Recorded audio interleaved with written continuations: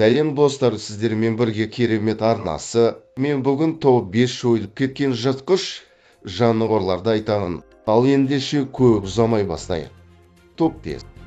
Мексикалық гризли.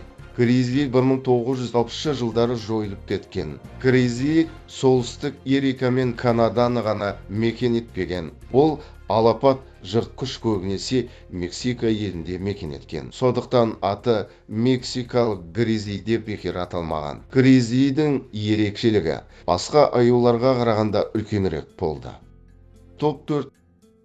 Телоцин қасқыры. Ол жартылай қасқырға, жартылай жолбарысқа ұқсайды. Бойы 60 сантиметр, ал ұзындығы 180 сантиметрге дейін жететін болған. Аңшылардың бұл жануардың терісіне қызығып жаппай атуының кесірінен бүгінгі күні телоцин қасқыры жер бетінен жойылып кетті. Бұл жануардың ең соңғы тұқымын 1936 жылы өлген. Топ 3.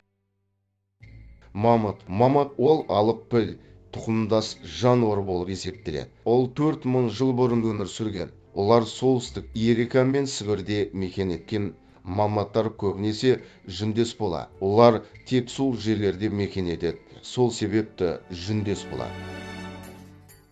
Топ 2.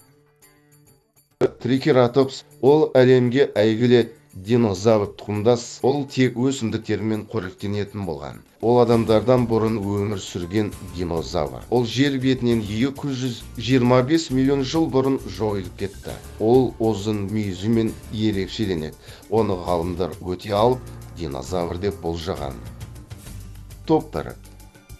Велоцираптор. Ол тауыққа ұқсас тұқымдас жануар. Ол жүндес, өзінің азу тістерімен ерекшеленді. Оның бойы қарапайым адамнан 2 есе кішкентай болып келеді. Ол өте шапшаң, жыртқыш.